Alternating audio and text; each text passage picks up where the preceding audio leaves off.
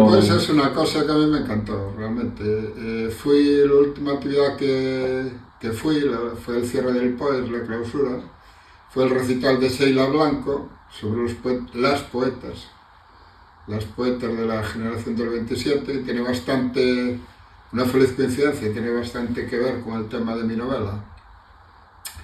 Y fue una cosa muy bonita, ¿no? Aparte de revelar a mujeres poetas de esa generación que no conocía, o que conocía muy vagamente, pues terminó con un poema precioso de Rosalía de Castro, que para mí pues, es uno de mis referentes, como gallego y como poeta.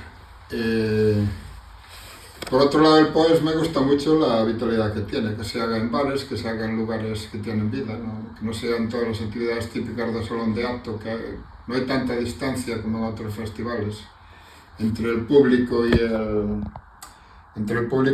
los escritores o los protagonistas, digamos, los invitados, ¿no? Y bueno, de alguna manera me devuelve a la Semana Negra de Sison, donde vine yo en el año 92.